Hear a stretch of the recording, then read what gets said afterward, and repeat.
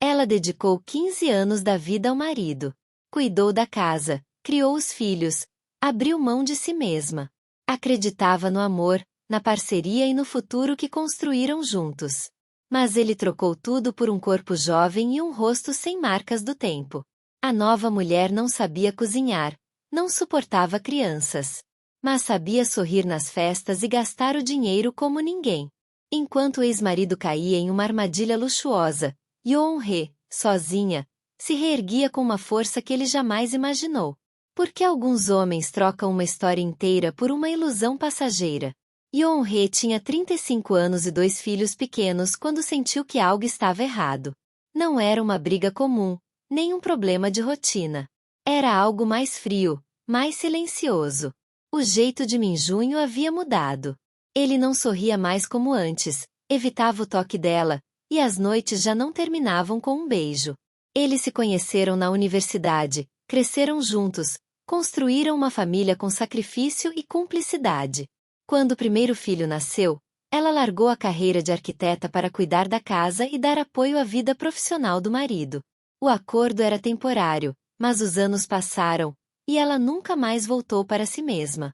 Ela estava sempre presente, nos aniversários, nas doenças, nas vitórias dele. Era ela quem o incentivava, mesmo nos momentos em que ele queria desistir.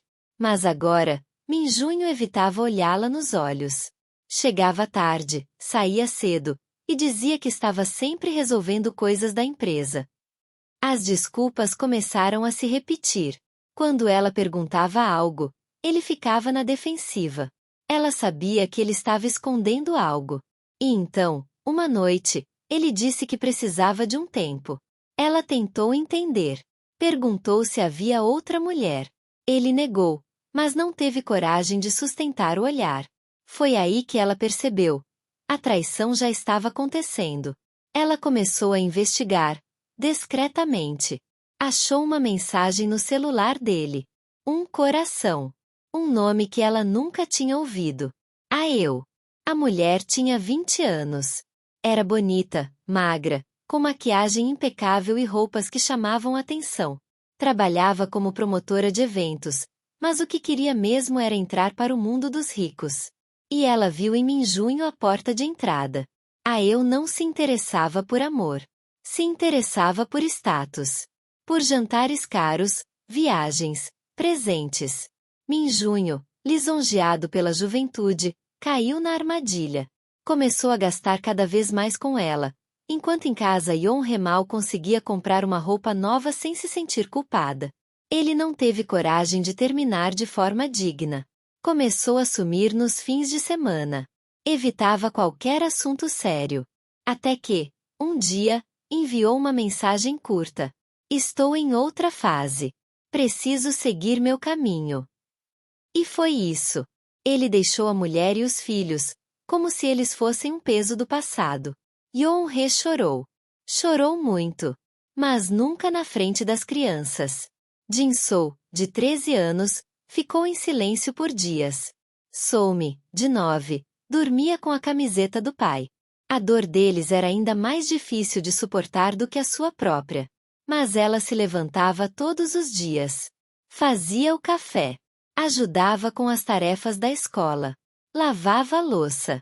Colocava um sorriso no rosto, mesmo quando estava desmoronando por dentro.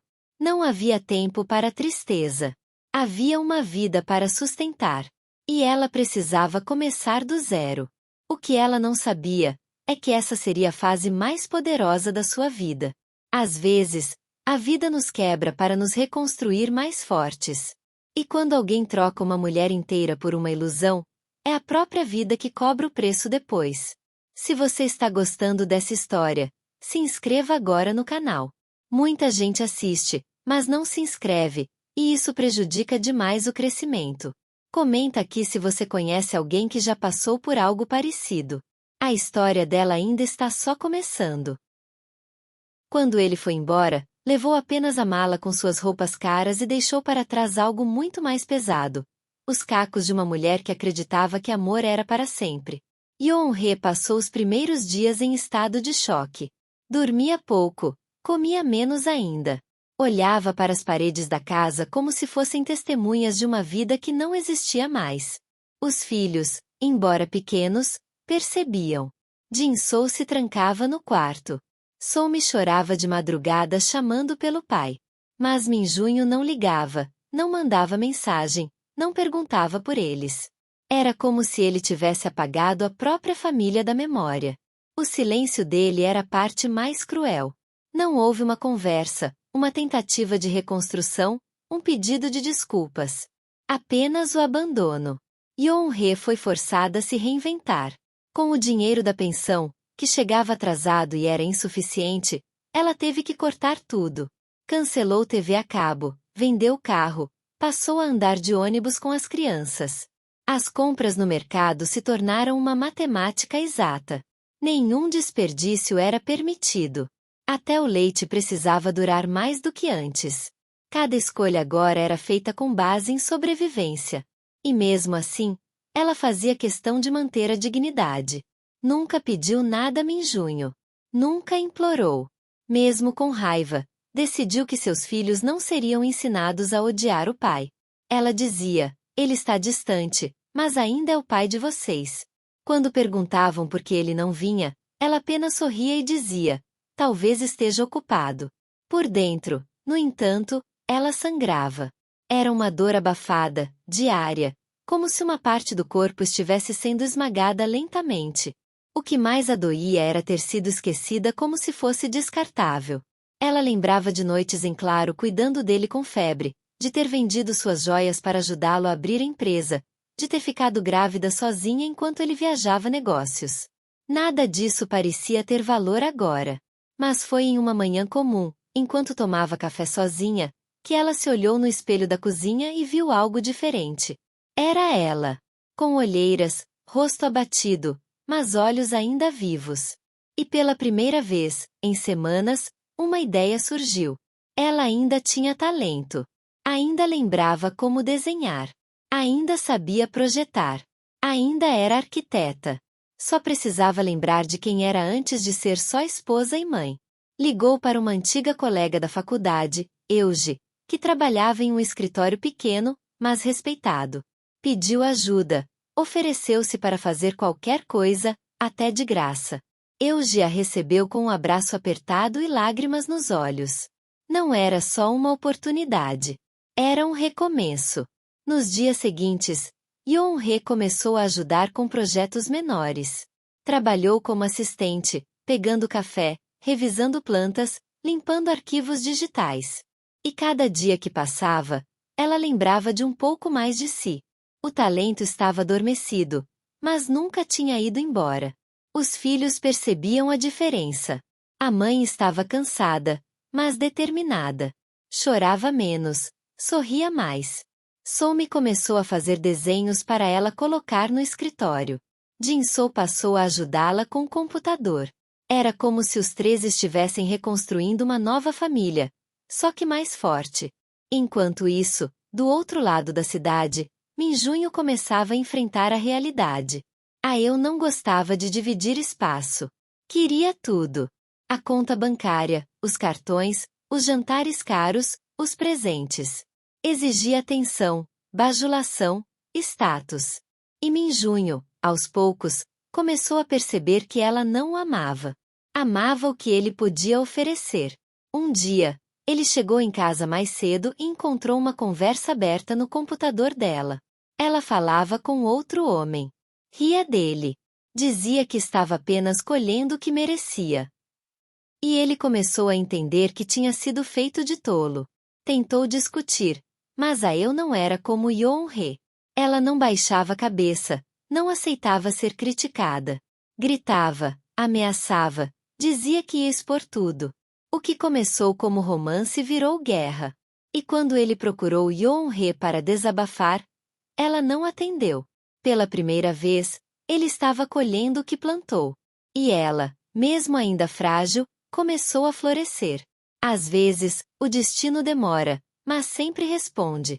A mulher que foi deixada, agora era procurada por pequenas construtoras para projetos simples. Seu nome começou a circular em reuniões e grupos de arquitetos. Um cliente em especial, Sr. Lee, de uma fundação infantil, gostou tanto de uma ideia dela que a contratou para reformar toda a ala educacional. Era pouco dinheiro, mas muito reconhecimento. Quando ela recebeu o pagamento e comprou o primeiro presente para os filhos com o próprio salário, chorou no caixa do mercado. Aquilo não era só uma compra. Era uma conquista. Era a prova de que ela podia. Era o início de uma nova vida. A mulher que havia sido trocada por uma jovem interesseira agora olhava para o futuro com coragem.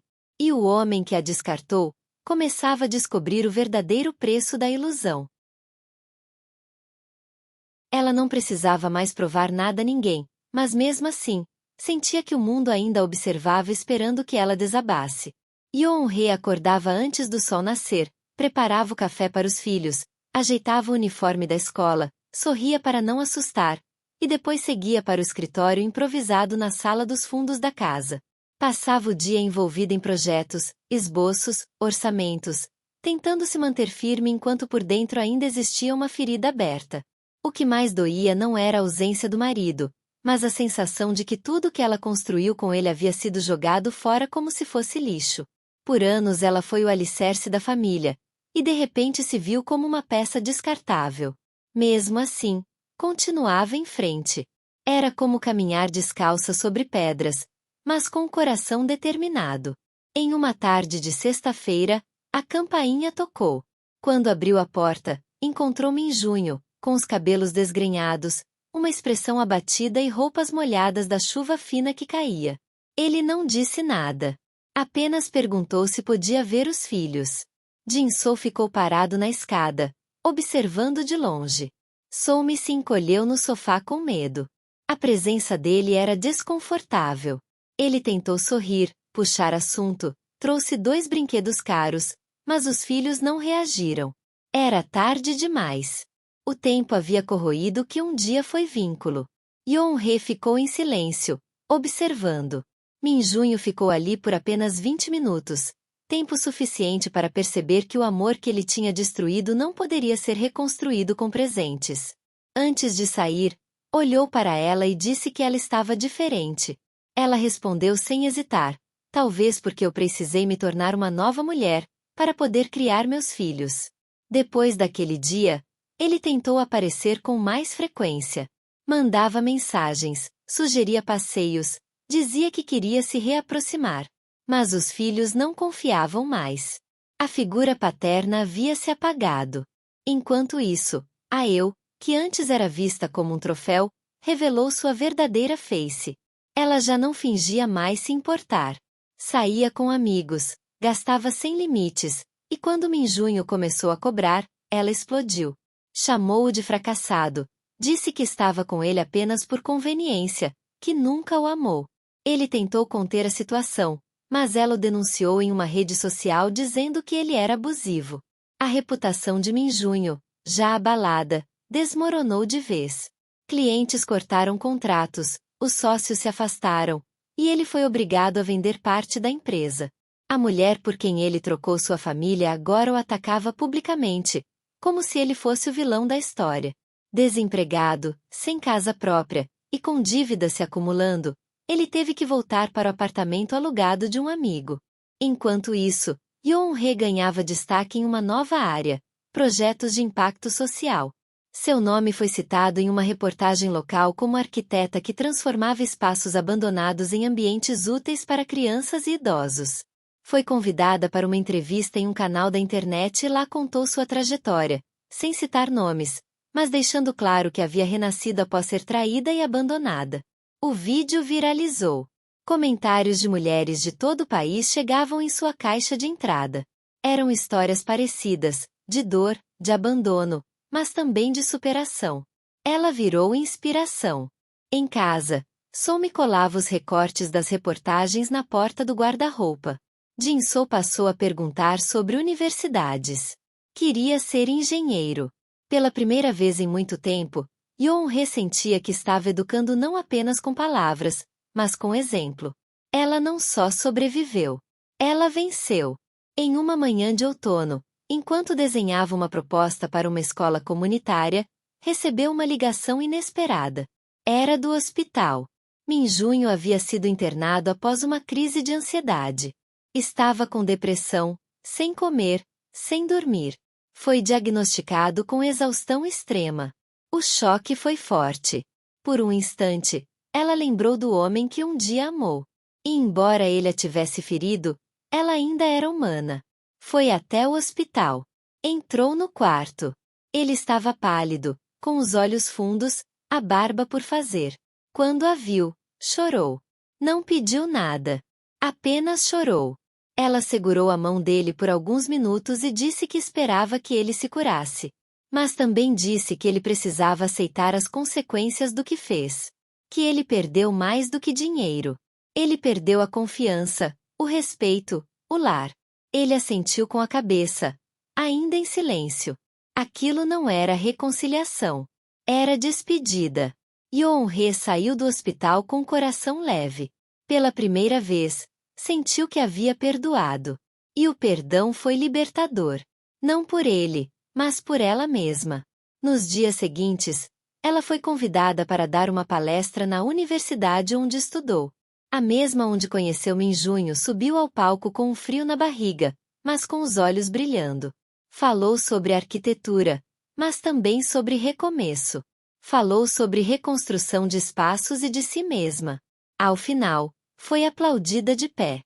Uma jovem estudante se aproximou e disse: "Eu estava pensando em desistir do curso. Mas agora eu quero continuar. Porque você me mostrou que vale a pena."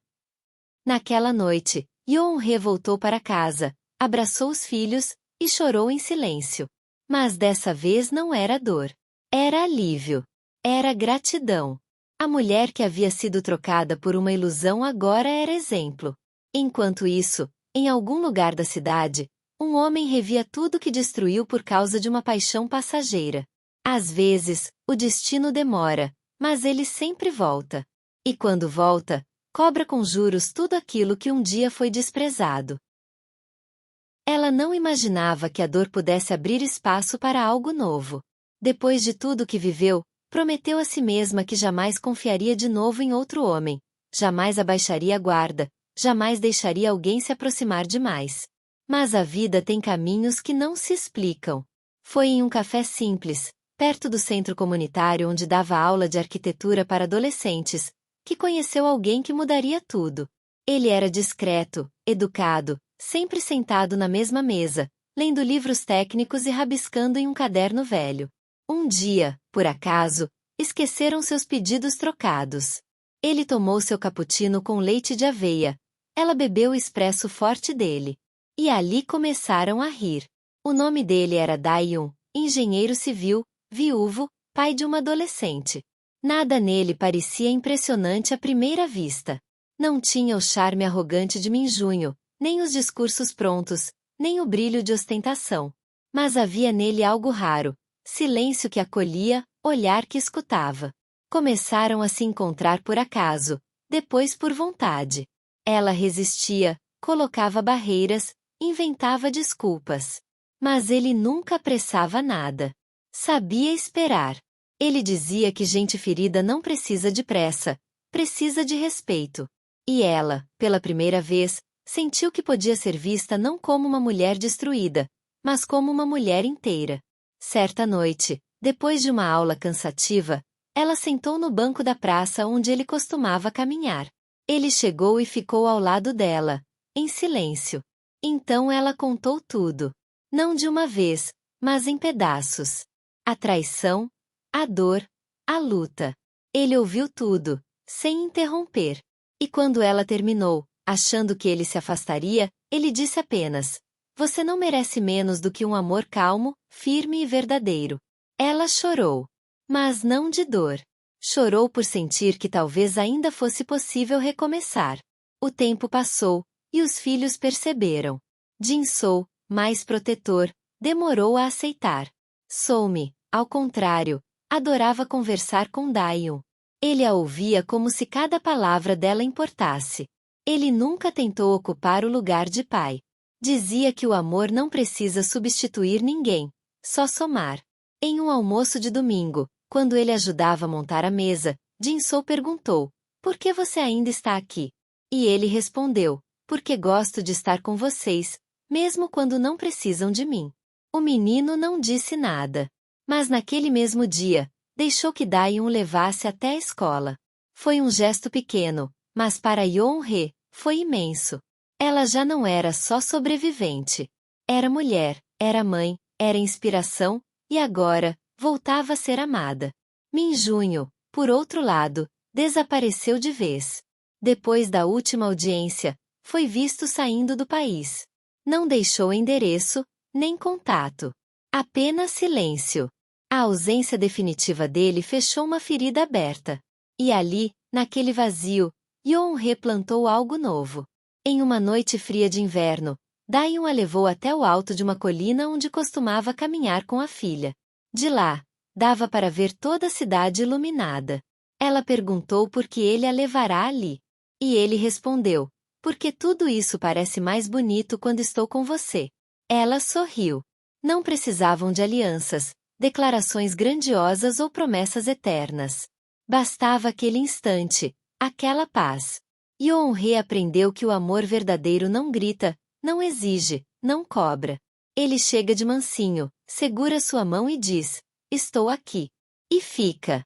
No aniversário de Somi, Daeun ajudou a fazer o bolo. Jin-soo chamou para jogar cartas. E Yeon-hye, olhando tudo, sentiu algo que há muito não sentia: plenitude. Aquela não era a vida que ela sonhou anos atrás. Era melhor. Porque foi construída com verdade, cicatrizes, coragem e um recomeço merecido. Ela já não chorava pelos erros de Min-junho, nem se culpava pelas escolhas do passado. Porque entendeu que quem ama não destrói. Quem ama constrói. E ela, depois de ser demolida por dentro, agora erguia a própria história com as próprias mãos. Um dia, em um evento de arquitetura, ela foi convidada a encerrar a cerimônia com uma fala. Diante de uma plateia cheia, ela disse: às vezes a vida nos tira tudo. Mas não para nos punir. E sim para nos dar a chance de reconstruir do jeito certo. Eu fui esposa, mãe, abandonada, esquecida, e hoje sou alguém que se reencontrou com a própria força. Se você está passando por uma dor agora, lembre, essa dor não é o fim. Pode ser apenas o começo da melhor parte da sua vida. Aplaudida de pé, ela desceu do palco, foi até onde Daeun e os filhos a esperavam, e apenas sorriu. Porque naquele instante, tudo fazia sentido. Se você chegou até aqui, se emocionou com essa história e acredita que recomeçar é possível, se inscreva agora no canal. Muita gente assiste até o fim e esquece de se inscrever. E isso faz toda a diferença para continuarmos trazendo histórias como essa. E você? Já viveu ou viu alguém viver um recomeço inesperado? Comenta aqui embaixo. Sua experiência pode inspirar outras pessoas.